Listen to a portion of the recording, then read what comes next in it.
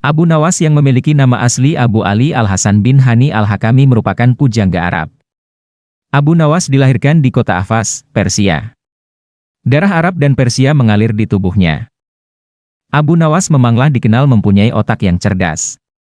Lantaran kecerdasan yang dimilikinya, ia dinobatkan sebagai orang terbijak di desa tempat tinggalnya. Dikisahkan, satu di antara bukti kecerdasan yang Abu Nawas miliki yaitu dapat mengkalkulasi jumlah bintang yang ada di langit. Di suatu hari, ada 3 orang bijak yang pergi berkeliling negeri buat memperoleh jawaban atas pertanyaan yang mendesak. Tidak jelas apa yang menuntun ketiga orang bijak itu hingga sampailah mereka suatu hari di desa Abu Nawas tinggal. Tiada basa-basi lagi, dengan argumen waktu yang benar-benar mendesak, ketiga orang itu menghendaki sebagian warga buat mengajukan diri. Supaya akan menjawab pertanyaan yang dilemparkan oleh ketiga orang bijak itu. Seluruh yang hadir juga menggelengkan kepala tanda bahwa tidak dapat menjawab.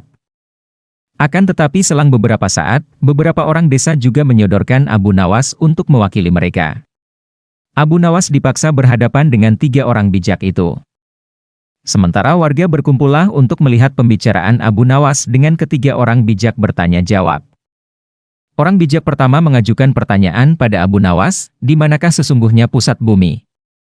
Pas di bawah telapak kaki aku, saudara, jawab Abu Nawas. Bagaimana dapat saudara tunjukkan hal semacam itu? Bertanya orang bijak pertama tadi. Bila tak yakin, ukur saja sendiri, jawab Abu Nawas mudah. Orang bijak yang pertama tadi diam tidak dapat menjawab. Lihat orang bijak pertama tadi kalah oleh Abu Nawas, tiba giliran orang bijak kedua yang mengajukan pertanyaan. Berapakah banyak jumlah bintang yang ada di langit? Tanyanya. Bintang-bintang yang ada di langit itu jumlahnya sama juga dengan rambut yang tumbuh di keledai aku ini, jawab Abu Nawas. Bagaimana dapat saudara tunjukkan perihal hal semacam itu? Bertanya orang bijak kedua. Nah, bila tak yakin, kalkulasi saja rambut yang ada di keledai ini, serta kelak saudara bakal tahu kebenarannya, jawab Abu Nawas dengan mudah dan merasa tiada dosa. Bila itu si bicara ngawur, bagaimana orang dapat mengkalkulasi bulu keledai? Bertanya orang bijak kedua lagi. Nah, bila aku ngawur, mengapa saudara lumayan mengajukan pertanyaan itu? Bagaimana orang dapat mengkalkulasi bintang di langit? Sanggah Abu Nawas. Mendengar jawaban itu, si orang bijak kedua juga tak dapat meneruskan pertanyaannya lagi. Tahu kedua rekannya tidak berdaya atas tiap-tiap jawaban yang didapatkan dari Abu Nawas, maka orang bijak yang ketiga juga mengajukan pertanyaan. Di antara ketiga orang bijak itu, orang ketiga inilah yang tuturnya paling bijak. Dirinya betul-betul terusik oleh tiap-tiap jawaban cerdik yang didapatkan dari Abu Nawas. Nampaknya saudara tahu banyak tentang keledai. Namun cobalah saudara katakan pada aku berapakah jumlah bulu yang ada di ekor keledai itu? Bertanya orang bijak ketiga itu dengan ketusnya. Aku tahu jumlahnya, jumlah bulu yang ada pada ekor keledaiku ini sama juga dengan jumlah rambut yang ada di janggut saudara, jawab Abu Nawas dengan ketus juga. Bagaimana saudara dapat tunjukkan hal semacam itu? Bertanya orang bijak ketiga lagi. Oh, bila yang itu sih gampang, begini. Saudara mencabut selembar bulu dari ekor keledaiku, serta lalu aku mencabut sehelai rambut dari janggut saudara. Nah, bila sama, maka apa yang aku katakan itu benar. Namun bila tidak, aku yang salah, jawab Abu Nawas dengan penuh motivasi. Sudah pasti orang bijak yang ketiga itu tidak ingin terima langkah mengkalkulasi yang seperti itu. Pada akhirnya orang bijak itu kembali ke negeri aslinya. Serta sesaat itu beberapa orang desa makin meyakini bahwasanya Abu Nawas yaitu orang yang terbijak di antara keempat orang itu. Itulah kisah Abu Nawas yang sangat cerdik dan cerdas. Semoga cerita ini bisa bermanfaat dan menginspirasi. Ketika Abu Nawas kehilangan kecerdikannya di depan tukang jagal, raja yang dijadikan tumbal. Berikut ini adalah kisah Abu Nawas yang hampir kehilangan kecerdikannya saat ditangkap tukang jagal. Padahal, Abu Nawas adalah sosok yang cerdik dan selalu menemukan solusi. Lalu, bagaimana kisah Abu Nawas ketika ditangkap untuk dibunuh oleh tukang jagal? Suatu hari, Abu Nawas melewati perkampungan Baduy ketika usai pulang dari kerajaan menghadap raja. Abu Nawas sempat melihat sebuah rumah besar yang dari luar terdengar keramaian. Abu Nawas tertarik untuk melihat ada apa orang-orang Baduy berkumpul di sana. Setelah masuk, ternyata rumah besar itu adalah tempat orang Baduy menjual bubur haris, yaitu bubur khas makanan para petani. Abu Nawas tidak segera masuk ke rumah besar itu, karena merasa lelah, dia ingin istirahat sehingga terus berjalan ke arah pinggiran desa. Abu Nawas beristirahat di bawah sebatang pohon rindang. Lah merasa hawa di situ amat sejuk dan segar sehingga dia tertidur di bawah pohon. Abu Nawas tak tahu berapa lama ia tertidur, tahu-tahu ia merasa dilempar ke atas lantai tanah. Kurang ajar. Siapa yang melemparku? Tanya Abu Nawas kaget. Ternyata ia berada di sebuah ruangan pengap berjeruji besi seperti penjara. Hai, keluarkan aku. Kenapa aku dipenjara di sini? Teriak Abu Nawas. Beberapa saat kemudian muncul seorang Baduy bertubuh besar. Rupanya, orang inilah yang menjual bubur haris di rumah besar di tengah desa tadi. Jangan teriak-teriak, cepat makan ini, kata orang sambil menyodorkan piring ke lubang ruangan. Abu Nawas tidak segera makan. Mengapa aku dipenjara? Kau akan kami sembelih dan akan kami jadikan campuran bubur haris. Hah? Jadi yang kau jual di tengah desa itu bubur manusia? Ya, itulah makanan favorit kesukaan kami. Kami? Jadi kalian sekampung suka makan daging manusia? Lia, termasuk dagingmu. Sebab besok pagi kau akan kami sembelih. Sejak kapan kalian makan daging manusia? Oh, sejak lama. Setidaknya sebulan sekali kami makan daging manusia. Dari mana saja kalian dapatkan daging manusia? Kami tidak mencari kemana-mana, hanya setiap kali ada orang masuk atau lewat di desa kami pasti kami tangkap dan akhirnya kami sembelih untuk dijadikan bubur, ucap orang Baduy itu. Abu Nawas pun panik dan berpikir keras untuk mencari solusi meloloskan diri dari bahaya maut ini. Lahiran, kenapa raja tidak mengetahui bahwa di wilayah kekuasaannya ada kanibalisme, ada manusia makan manusia? Barangkali para menteri hanya melaporkan hal yang baik-baik saja. Mereka tidak mau bekerja keras untuk memeriksa keadaan penduduk, pikir Abu Nawas. Baginda harus mengetahui hal seperti ini secara langsung, tutur Abu Nawas. Setelah memberi makan berupa bubur Baduy itu meninggalkan Abu Nawas. Abu Nawas tentu saja tak berani makan bubur itu karena bubur manusia. Terpaksa dia menahan lapar semalaman tak tidur. Esok harinya Baduy itu datang lagi. Bersiaplah, sebentar lagi kau akan mati. Abu Nawas berkata, tubuhku ini kurus, walaupun kau sembelih kau tidak akan memperoleh daging yang banyak. Kalau kau setuju nanti sore akan kubawakan temanku yang bertubuh gemuk. Dagingnya bisa kalian makan selama 5 hari. Benarkah? Aku tidak pernah bohong. Akhirnya orang Baduy itu mempercayai dan melepaskan Abu Nawas. Abu Nawas langsung pergi ke istana menghadap raja. Setelah berbasa-basi maka Baginda bertanya kepada Abu Nawas. Ada apa Abu Nawas? Kau datang tanpa kupanggil? Ampun tuanku, hamba baru saja pulang dari suatu desa. Yang aneh. Desa aneh, apa keanehannya? Di desa tersebut ada orang menjual bubur haris yang khas dan sangat lezat. Di samping itu hawa di desa itu benar-benar sejuk dan segar. Aku ingin berkunjung ke desa itu. Pengawal, siapkan pasukan. Ampun tuanku, jangan membawa-bawa pengawal. Tuanku harus menyamar jadi orang biasa. Tapi ini demi keselamatanku sebagai seorang raja, ampun. Tuanku, jika bawa-bawa tentara maka orang sedesa akan ketakutan dan tuanku takkan dapat melihat orang menjual bubur khas itu. Baiklah, kapan kita berangkat? Sekarang juga tuanku, supaya nanti sore kita sudah datang di perkampungan itu. Demikianlah, Baginda dengan menyamar sebagai seorang biasa mengikuti Abu Nawas ke perkampungan orang-orang Baduy kanibal. Abu Nawas mengajak Baginda masuk ke rumah besar tempat orang-orang makan bubur. Di sana mereka membeli bubur. Baginda memakan bubur itu dengan lahapnya. Betul katamu, bubur ini memang lezat, kata Baginda setelah makan. Kenapa buburmu tidak kau makan Abu Nawas? Hamba masih kenyang, kata Abu Nawas sambil melirik dan berkedip ke arah penjual bubur. Setelah makan, Baginda diajak ke tempat pohon rindang yang hawanya sejuk, tempat Abu Nawas tertidur. Betul juga katamu, di sini hawanya memang sejuk dan segar.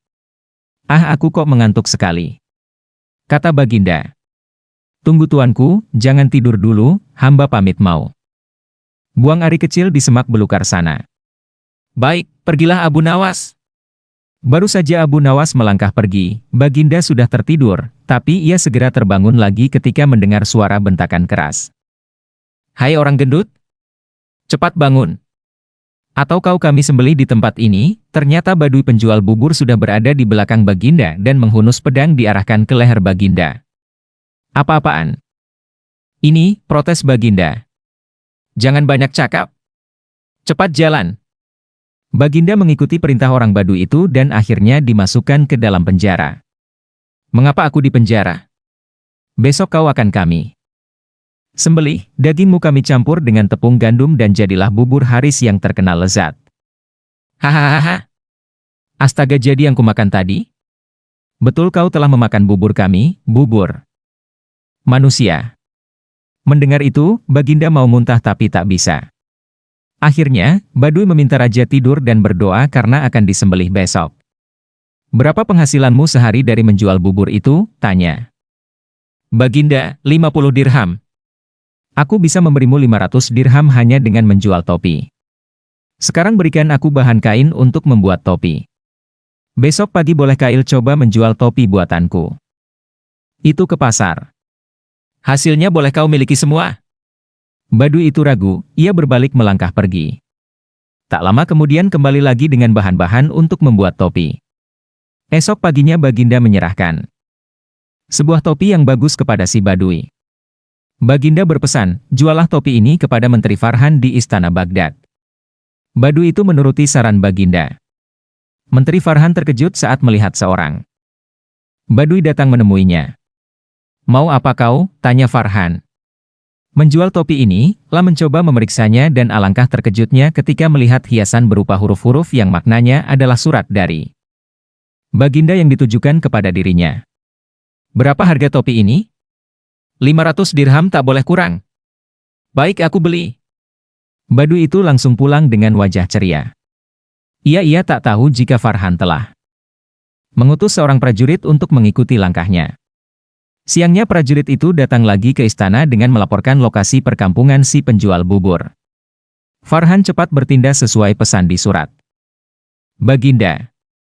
1000 orang tentara bersenjata lengkap dibawa ke perkampungan. Semua orang Baduy di kampung itu ditangkapi sementara Baginda berhasil diselamatkan. Untung kau bertindak cepat, terlambat. Sedikit saja aku sudah jadi bubur, kata Baginda kepada Farhan. Semua ini gara-gara Abu Nawas, kata Farhan. Benar. Tapi juga salahmu. Kau tak pernah memeriksa perkampungan ini bahwa penghuninya adalah orang-orang kanibal. Bagaimanapun Abu Nawas harus dihukum. Iya, itu pasti. Hukuman mati, sahut Farhan. Hukuman mati? Ya, kita coba apakah dia bisa meloloskan diri. Kisah Abu Nawas yang cerdik berhasil menangkap matahari atas perintah raja. Kisah ini menceritakan kecerdasan Abu Nawas menangkap matahari. Abu Nawas adalah seorang pujangga pada masa Khalifah Harun al-Rashid. Ia termasuk salah seorang penyair yang sangat melegenda pada zaman itu. Pada suatu saat Baginda Raja ingin membuat rakyatnya bahagia. Pasalnya, rakyat mengeluhkan kepada raja tentang betapa panasnya terik matahari kala itu. Karena itu raja mengadakan sayembara untuk menangkap matahari. Namun, hingga memasuki waktu yang ditentukan tak ada seorang pun yang menyatakan kesanggupannya menangkap matahari. Sang raja pun lalu langsung menunjuk si cerdik Abu Nawas untuk menangani hal ini. Cepat panggil Abu Nawas kemari, ada tugas penting yang harus dia lakukan, perintah Baginda Raja kepada beberapa pengawalnya. Singkat cerita datanglah Abu Nawas menghadap Baginda Raja. Ampun Paduka yang mulia, ada apa gerangan Paduka memanggil hamba? Tanya Abu Nawas. Begini Abu Nawas, beberapa hari ini saya mendapatkan banyak pengaduan dari rakyatku, jawab Baginda Raja. Kalau boleh tahu apa pengaduan mereka Paduka yang mulia, barangkali hamba bisa membantu, balas Abu Nawas. Raja akhirnya menceritakan apa yang dikeluhkan masyarakatnya akhir-akhir ini. Kemudian Abu Nawas menanyakan apa yang dikehendaki oleh sang raja dengan kondisi seperti itu. Raja pun kemudian menceritakan idenya untuk menangkap matahari dan menunjuk Abu Nawas untuk melakukannya. Bagaimana kalau matahari ditangkap saja Abu Nawas dan orang yang pantas untuk melakukan pekerjaan itu adalah kamu, ujar Baginda Raja. Mendengar perintah Baginda Raja, Abu Nawas langsung tertunduk lemas. Apa tidak ada cara lain Paduka, misalnya mereka diliburkan dulu bekerja di ladang, kata Abu Nawas mengusulkan. Usulan Abu Nawas ternyata tidak diterima oleh sang raja, karena jika mereka diliburkan mereka tidak bisa makan. Tidak bisa Abu Nawas kalau mereka libur berladang lalu mereka mau makan apa? Jalan satu-satunya matahari harus ditangkap, balas Baginda Raja. Abu Nawas hanya terdiam. Dalam hati ia berkata mungkin matahari bisa ditangkap pekerjaan yang mustahil dilakukan. Namun karena ini adalah titah raja mau tidak mau Abu Nawas harus menerimanya. Sekarang kamu pulang dulu Abu Nawas dan besok kamu harus kembali ke sini untuk menangkap matahari. Kalau kamu tidak bisa melakukannya kamu akan menerima hukuman, tegas sang raja. Setibanya di rumah Abu Nawas terus memikirkan cara supaya ia bisa lepas dari hukuman. Ia terus memutar otaknya hingga tengah malam. Lebih baik aku sholat isya dulu nanti aku malah ketiduran, pikir Abu Nawas. Ia pun kemudian menuju kolam untuk mengambil air wudhu.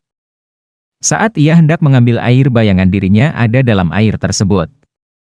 Disitulah akhirnya Abu Nawas mendapatkan ide-ide untuk menangkap matahari. Esok paginya dengan wajah ceria Abu Nawas pergi ke istana menghadap Baginda Raja. Hai Abu Nawas apakah kamu sudah siap menangkap matahari? Tanya Baginda Raja.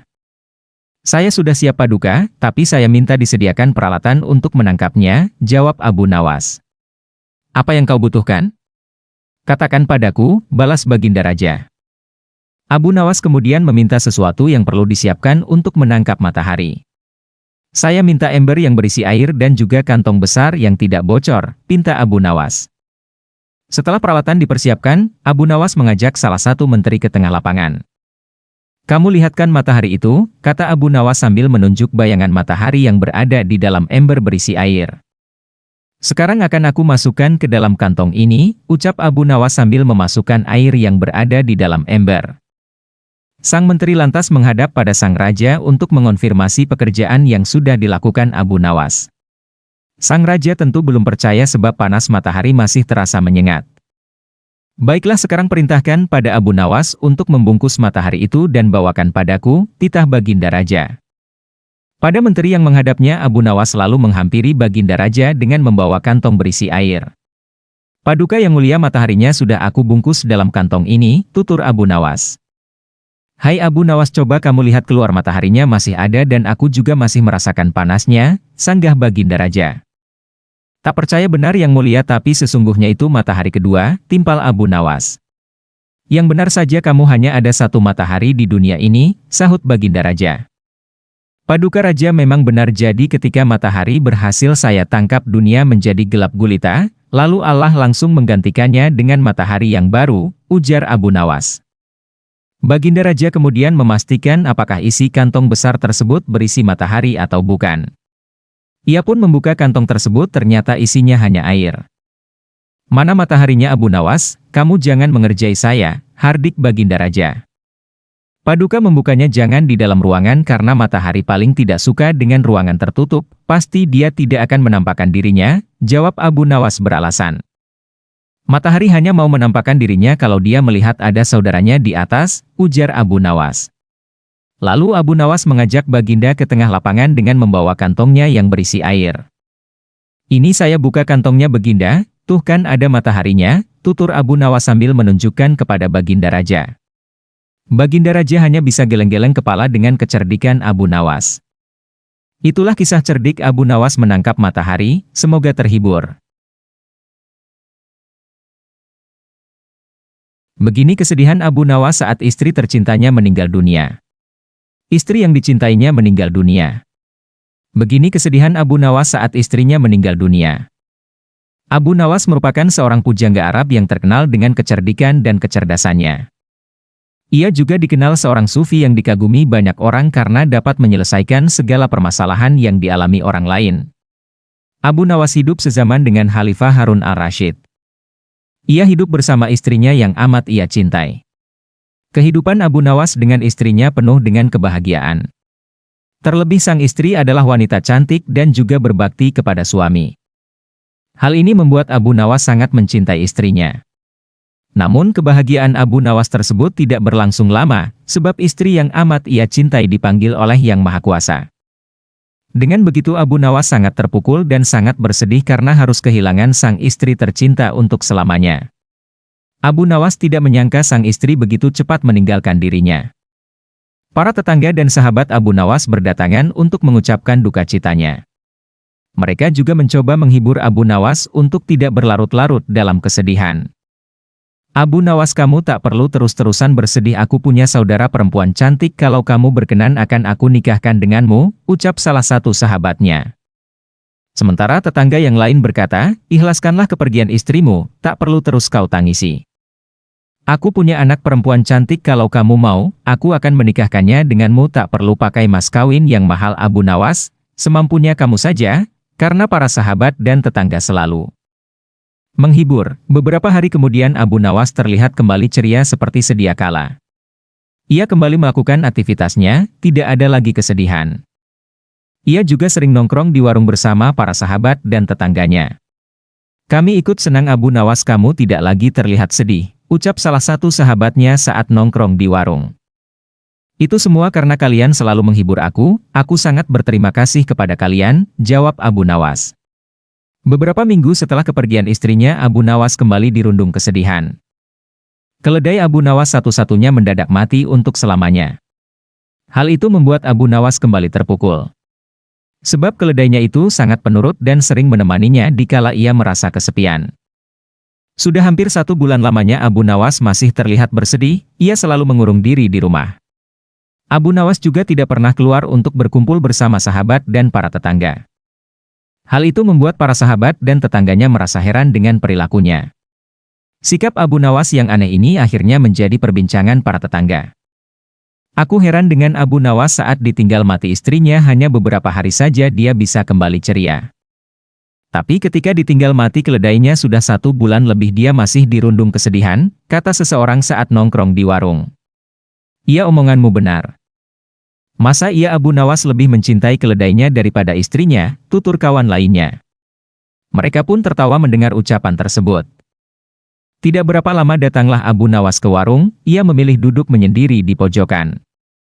Orang-orang yang ada di warung segera menghampiri Abu Nawas. Kamu ini kenapa sih Abu Nawas, masa hanya karena ditinggal mati keledai kamu harus terus-terusan bersedih? Tanya salah satu dari mereka. Abu Nawas yang sedari tadi duduk tertunduk, langsung mengangkat kepalanya. Ia menatap satu persatu orang-orang di situ, kemudian menghela nafasnya. Kalau saja kalian ingat saat aku kehilangan istriku, kalian semua menghiburku, bahkan ada yang menawarkan adik perempuannya untuk dijodohkan denganku, ada pula yang menawarkan anak perempuannya untuk dijodohkan denganku, sehingga saat kepergian istriku aku tidak terlalu bersedih. Tapi sekarang saat keledaiku mati tak ada seorang pun yang datang menghiburku, tak ada yang menawarkan keledai pengganti untukku, tutur Abu Nawas. Abu Nawas pun lalu pergi meninggalkan mereka. Orang-orang yang ada di situ menjadi bengong mendengar alasan Abu Nawas. Itulah kisah kesedihan Abu Nawas saat ditinggal istri tercintanya. Kisah kali ini adalah kisah Abu Nawas berikan jawaban cerdas untuk pecahkan soal teka-teki alam yang bikin puas Baginda Raja. Belakangan Baginda Raja Harun al-Rasyid terlihat murung. Penyebabnya, semua menteri tidak ada yang sanggup menjawab pertanyaannya. Bahkan para penasihat kerajaan pun tidak mampu memberi penjelasan yang memuaskan kepada Baginda Raja. Padahal Baginda Raja sendiri sangat ingin mengetahui jawabannya. Mungkin karena sangat penasaran, para penasihat menyarankan agar memanggil Abu Nawas untuk memecahkan 2 teka-teki alam yang sangat membingungkan itu. Tidak begitu lama Abu Nawas pun menghadap Baginda Raja. Tuanku yang mulia, sebenarnya rahasia alam yang manakah yang Paduka maksudkan? Tanya Abu Nawas ingin tahu. Aku memanggilmu untuk menemukan jawaban dari 2 teka-teki yang selama ini menggoda pikiranku, kata Baginda Raja. Bolehkah hamba mengetahui 2 teka-teki itu wahai Baginda Raja? Tanya Abu Nawas. Yang pertama, di manakah sebenarnya batas alam jagat raya ciptaan Tuhan kita? Tanya sang Baginda Raja. Di dalam pikiran, wahai Paduka yang mulia, jawab Abu Nawas tanpa sedikit pun perasaan ragu. Tuanku yang mulia, ketidakterbatasan itu karena adanya keterbatasan. Dan keterbatasan itu ditanamkan oleh Tuhan di dalam otak manusia. Maka dari itu manusia tidak akan pernah tahu di mana batas jagat raya ini. Sesuatu yang terbatas tentu tidak akan mampu mengukur sesuatu yang tidak terbatas, terang Abu Nawas. Baginda Raja mulai tersenyum karena merasa puas mendengar penjelasan Abu Nawas yang masuk akal. Kemudian Baginda Raja melanjutkan teka-teki yang kedua. Wahai Abu Nawas, manakah yang lebih banyak jumlahnya, bintang-bintang di langit atau ikan-ikan di laut, kata Baginda Raja. Ikan-ikan di laut, jawab Abu Nawas dengan tangkas. Bagaimana kau bisa langsung memutuskan seperti itu? Apakah engkau pernah menghitung jumlah mereka? Tanya Baginda Raja heran.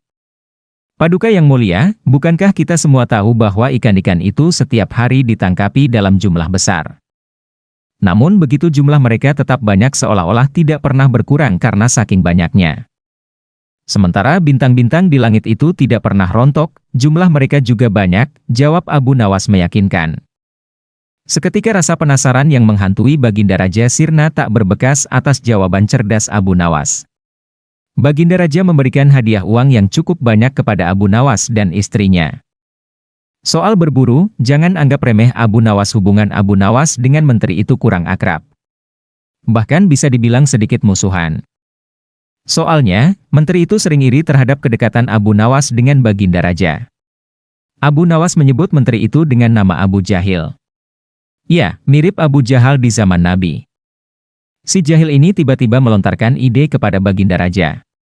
Ia mengusulkan kepada Baginda, agar acara berburu menjadi seru, bagaimana bila ada semacam lomba.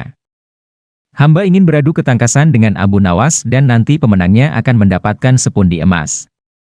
Tapi kalau kalah, hukumannya adalah memandikan kuda-kuda istana selama 1 bulan, tutur Abu Jahil kepada Baginda sembari matanya melirik Abu Nawas. Si cerdik itu pun merespon usulan si jahil dengan melengos. Tapi Baginda Raja rupanya tertarik dengan ide sang menteri.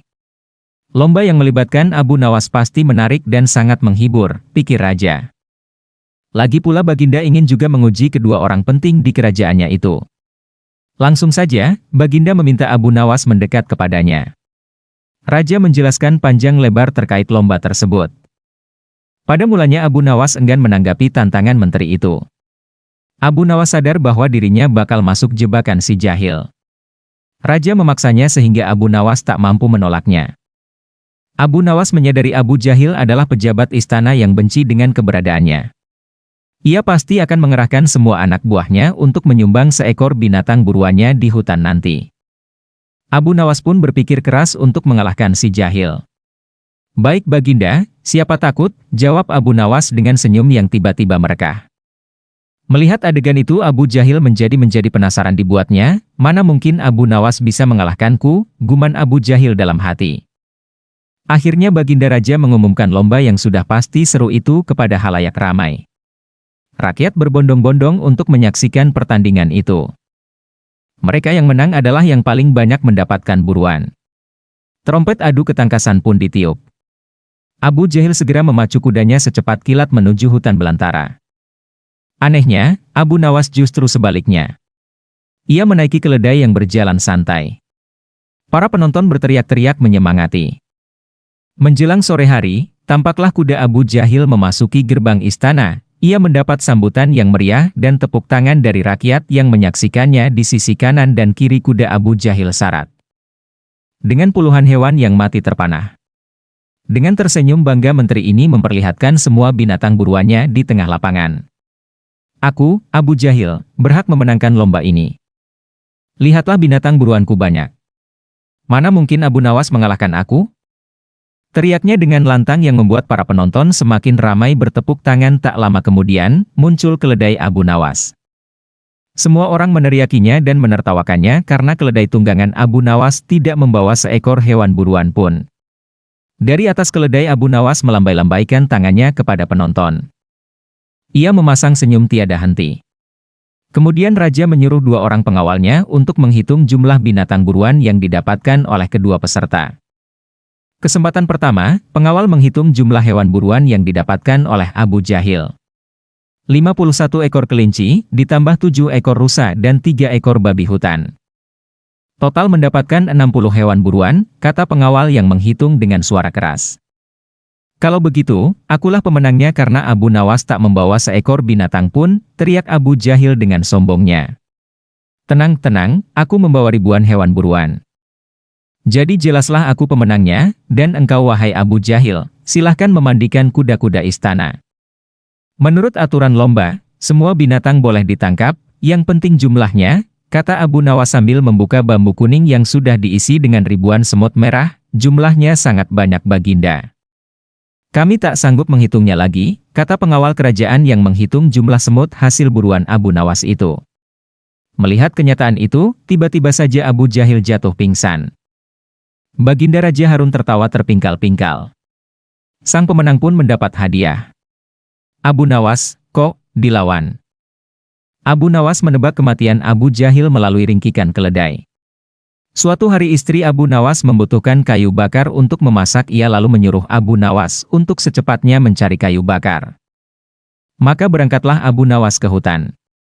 Setibanya di sana Abu Nawas melihat tetangganya yang bernama Abu Jahil. Abu Jahil terlihat sedang sibuk menebang kayu, ia memanjat pohon besar untuk memotong bagian rantingnya dan mulai menghantamnya dengan sebuah kapak. Melihat Abu Jahil berdiri di atas ranting yang akan dia potong, Abu Nawas pun berteriak, "Hai Abu Jahil, apa yang akan kau lakukan? Kau bisa terjatuh nanti." Namun Abu Jahil tidak menghiraukan perkataan Abu Nawas.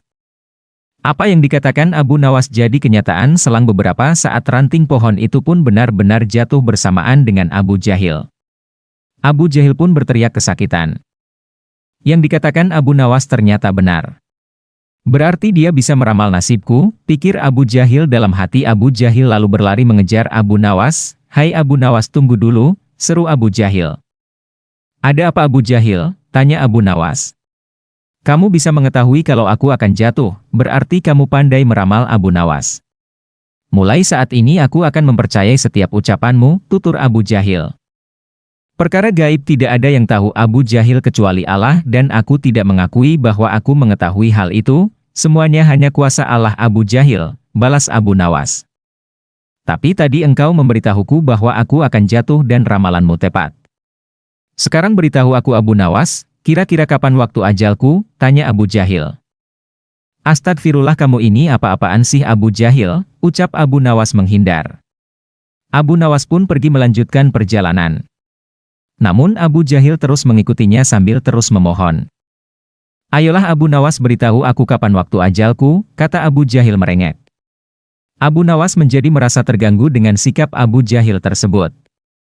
Sehingga agar Abu Jahil tidak mengganggunya lagi, Abu Nawas pun berkata, "Baiklah Abu Jahil, dengar baik-baik ya, nanti ketika kamu memikulkan kayu di atas punggung keledaimu dan keledainya meringkik dengan ringkikan pertama," belum sempat Abu Nawas menyelesaikan kalimatnya dengan sigap Abu Jahil berkata, "Seketika itu aku akan mati." Abu Nawas, "Bukan Abu Jahil, bukan itu. Namun setengah rohmu akan keluar, lalu ketika keledaimu meringkik untuk kedua kalinya maka semua rohmu sudah keluar," tutur Abu Nawas. "Oh begitu ya Abu Nawas. Terima kasih sudah memberitahuku," balas Abu Jahil. Kemudian Abu Jahil mulai mengumpulkan kayu bakar dan memukulkannya di atas punggung keledai. Saat ia berjalan menuntun keledainya, lewatlah seekor keledai lain.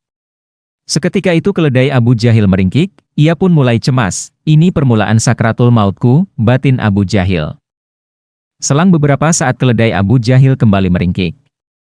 Mendengar itu Abu Jahil segera menjatuhkan tubuhnya di atas tanah sembari berkata, "Sekarang aku sudah mati." Benak Abu Jahil, dia pun memejamkan kedua matanya.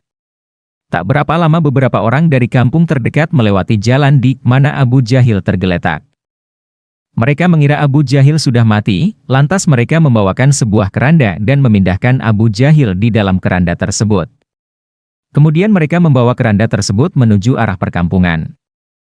Di tengah perjalanan mereka terhambat oleh sebuah sungai, terpaksa mereka harus berhenti. Mereka pun berunding bagaimana caranya untuk bisa menyeberangi sungai tersebut, apakah di jalur sebelah sini atau sebelah sana. Di saat mereka masih kebingungan, tiba-tiba Abu Jahil menjulurkan kepalanya dari dalam keranda dan berkata, "Ketika aku masih hidup aku melewati jalur sebelah sini dan inilah jalur terdekat dan termudah," kata Abu Jahil sambil menunjuk ke arah dengan tangannya. Melihat Abu Jahil bangkit dari kematian, mereka pun kocar-kacir berlari ketakutan.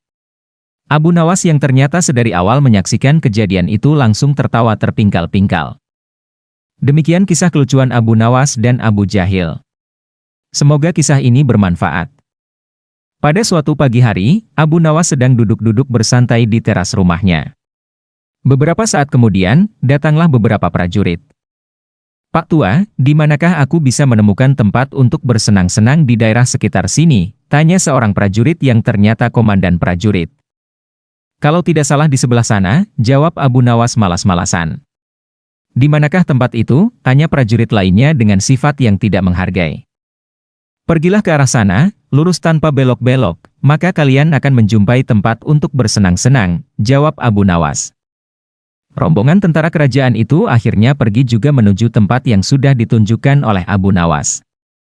Setelah beberapa saat, kagetlah mereka semua karena tempat yang mereka cari tidak ditemukan, kecuali hanya sebuah komplek kuburan yang sangat luas. Dan tentu saja hal ini membuat para prajurit berang karena merasa telah ditipu oleh Abu Nawas. Mereka pun kembali lagi ke tempat Abu Nawas. "Wahai Pak Tua, keluarlah engkau. Kenapa engkau berani sekali membohongi kami?" tanya sang komandan yang tidak tahu kalau yang diajak bicara itu sebenarnya adalah Abu Nawas, si penasehat kerajaan. Rupanya Abu Nawas dihadapkan ke Panglima Kerajaan.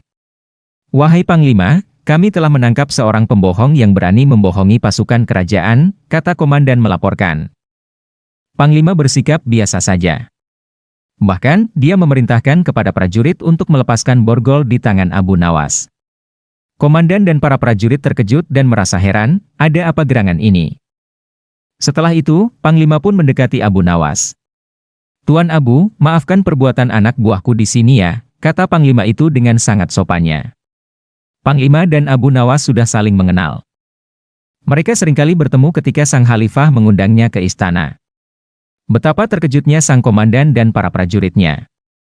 Perasaan sombong dan congkak yang tadi menyelimuti mereka seakan berubah menjadi rasa takut. "Wahai Tuan Abu, sebenarnya kebohongan apa yang mereka sangkakan kepadamu?" tanya Panglima.